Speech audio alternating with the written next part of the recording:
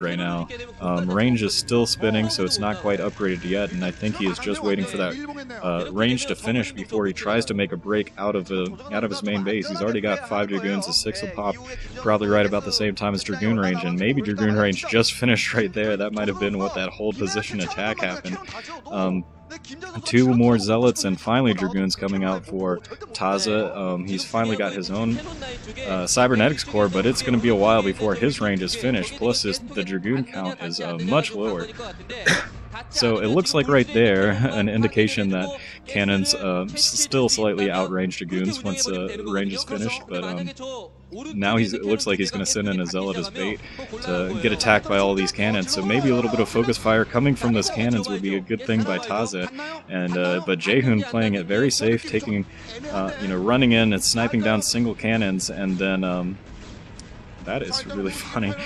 So running in and sniping single cannons, and then falling back to that shield battery to try to attack. I don't know why he was just attacking his own pylon right there. Maybe it was so that those cannons wouldn't attack something else. And now JaeHoon is making the break. He's already taken 2 of the cannons, and he finally falls back after taking 2 or 3 cannons out right there. I think he only lost a single Zealot, if even that. Yeah, it looks like he did lose that 1 Zealot. So he is in pretty good position right now. He has finally broken that wall of cannons that was inside of his own main base, and Tazza really needs to be teching up as fast as he can. I wish he had put down a Nexus during this time. If he had put down a Nexus and was able to get on 2 bases while he has this sort of containment going on, then he would have been in a great position moving in later on to the game. But right now, JaeHoon has a slight advantage just because not only has Tazza invested all this money into cannons that are now, of course, destroyed, and all these pylons are going to be destroyed, and all of that proxy tech is going to be destroyed. By proxy tech, I mean just the gateway and the forge, of course, but still, Tazza losing a bit there, but critically, he's a little bit behind in his tech just because his Cybernetics core was late. He's down to 1 cannon that has not warped in yet. If that cannon warps in, it will be able to protect him for a good bit because it's pretty easy to block off that choke point with a couple of units, and then that cannon will be able to get free shots, and it'll take a little bit of focus firing uphill in the dark for JaeHoon to be able to take it down. It looks like he is going to be trying to press in through that choke point, and he has got a little bit of ground in there, but I don't know if he's going to be able to do it with the units that he has right now. Actually, now he is going to be able to. He's focus firing pretty well, and his Zealot lead was able to do just enough to kind of break through this little containment. So he is able to escape a Zealot and a Dragoon outside, but he has not been able to come up and destroy this tech. So Tazza's still holding on slightly to his containment, but it is very shaky at the moment. Still just 2 cannons and 2 Dragoons right there. But this has given the opportunity, if he feels like it, to try to expand again. I don't know if he wants to do that just because he wants to keep pumping units and keep this containment going on, but I do think that if he was able to just put down 1 or 2 more cannons and then try to expand, he might be in a little bit better position later on in this game, because this containment cannot hold forever. And now, actually, JaeHoon going in and breaking down right now. He's had his production advantage with those 4 gateways is really showing right now. And he has, just enough economy to support this with all the Dragoons. And finally, those Dragoons are able to take out that last cannon on the ridge. At the same time, JaeHoon is putting down an expansion of his own, so he's going to be not only breaking out of his containment, but putting down an expansion right away. And all that gateway and forge are both going to be going down very quickly. And Tazza he's got to play some catch-up. He has got to go all defensively. He needs to put down some gateways, and he's got to just pump as many units as he can right now to try to defend against this attack, because pretty soon this attack force will be at his front door to try to end the game, I am thinking. But even if it doesn't, JaeHoon is already planning for the future, and he's going to have his natural expansion pretty shortly. And once you go up 2 bases to nothing, then you're in pretty good shape in Protoss versus there's 2 bases to 1. Obviously, he's going to be in pretty good shape. Quick tech though, well, I say quick. The timing has obviously been drastically affected by the all of this cheese that's been going on. But I think right now JaeHoon has gotten the better of it because, you know, despite being walled in and losing a lot of units, Tazza definitely had to put in quite a number of resources to keep that containment without doing a lot of great economic damage. And yeah, it looks like Tazza is just on one base and he's going for Reavers pretty quickly. There is going to be a scout coming in from JaeHoon, so JaeHoon is going to be able to see this Reaver coming.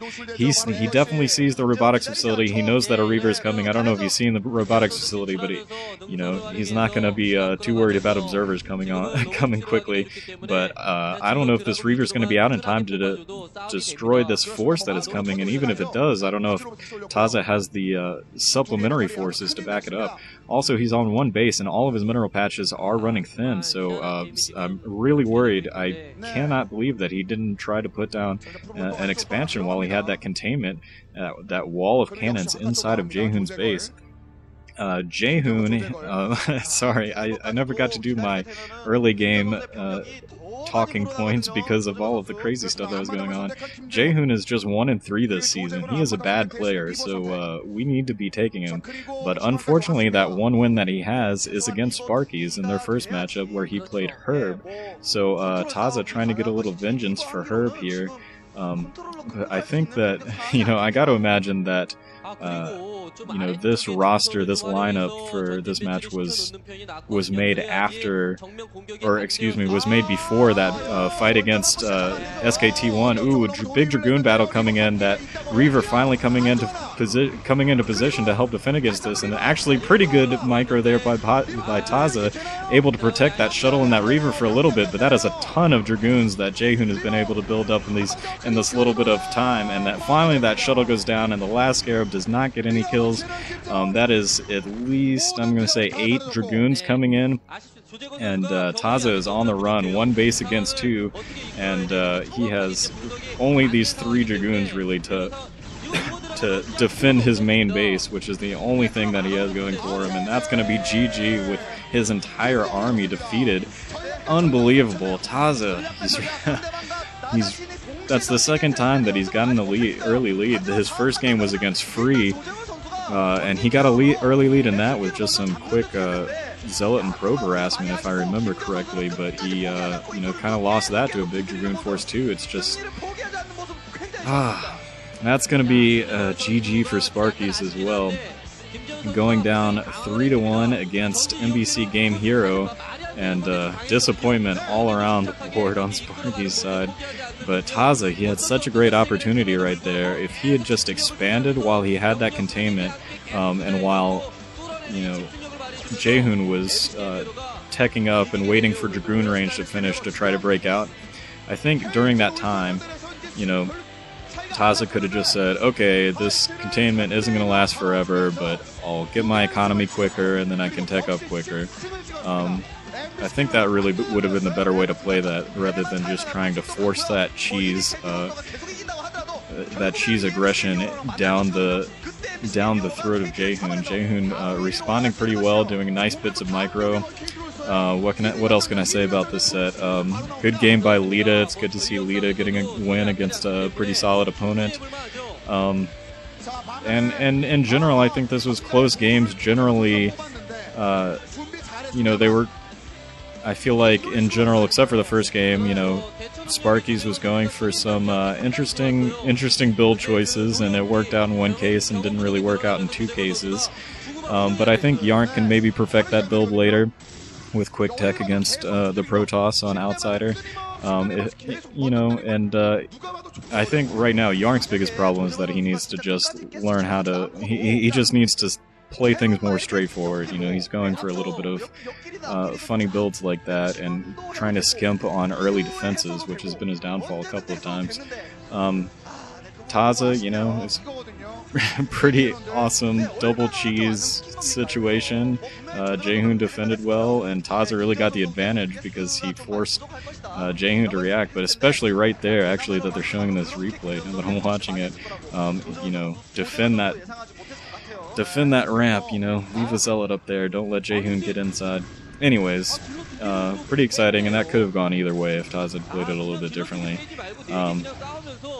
But this series is over, and I will be trying to get to the rest of the games that happen in December before December finishes. That's my goal, so hopefully that will happen. I'm actually not sure when I'll be able to upload all the videos, but anyways, I will stop rambling for now, and thanks for watching, and see you very soon, hopefully.